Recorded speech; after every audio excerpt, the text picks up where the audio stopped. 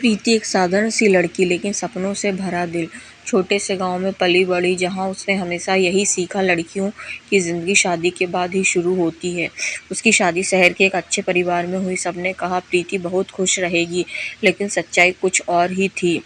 शादी के पहले दिन ही प्रीति को एहसास हो गया था कि ये घर उसका नहीं है। उसकी सास सरोज देवी हर बात पर ताना मारती। हमने तो सोचा था बहू कुछ और कुछ लेकर आएगी, लेकिन ये तो खाली हाथ आ गई। प्रीति चुप रहती, मुस्कुरा देती, क्योंकि उसे बचपन में सिखाया गया था बहू को सहना पड़ता था। उसका पति हमें शुरू में अच्छा लगता था, लेकिन धीरे धीरे उसका असली चेहरा सामने आने लगा। वो अपनी माँ की हर बात मानता और प्रीति की तकलीफों को नज़रअंदाज कर देता। एक दिन प्रीति ने हिम्मत कर, अमित मुझसे ये सब नहीं सहा जाता। अमित ने गुस्से में बोला, अगर रहना है तो मेरे घर के हिसाब से रहो, वरना दरवाज़ा खुला है। उस दिन प्रीति का दिल टूट गया। समय बीतता गया। प्रीति सुबह 5 बजे उठती, पूरे घर का काम करती, सबकी सेवा करती, लेकिन बदले में मिलता सिर्फ अपना अपमान। कभी खाना ठीक नहीं, कभी कपड़े सही नहीं, कभी व्यवहार पर सवाल। उसकी ज़िंदगी एक चुप्पी बन गई थी।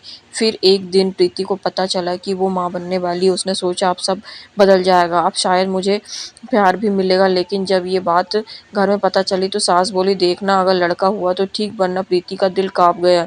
महीने तक वो डर में जीती रही। और फिर वो दिन आया। प्रीति ने एक प्यारी सी बेटी को जन्म दिया, लेकिन घर में खुशियां नहीं, सन्नाटा था।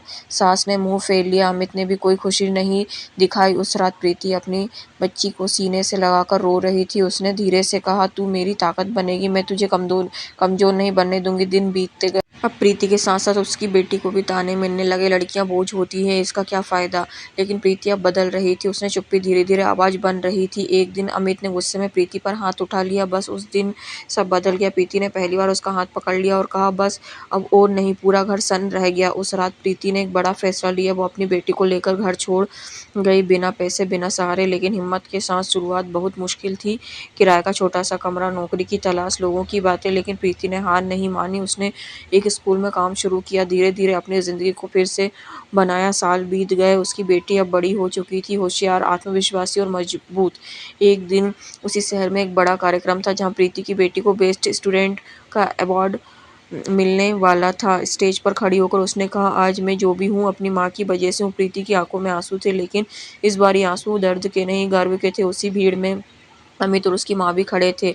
आज उन्हें अपनी गलती का एहसास हो रहा था, लेकिन अब बहुत देर हो चुकी थी। प्रीति पीछे मुड़कर नहीं देखा, क्योंकि अब वो कमजोर लड़की नहीं थी, वो एक मजबूत माँ थी, एक प्रेरणा थी, और सबसे बड़ी बात, वो खुद की पहचान बन चुकी थी।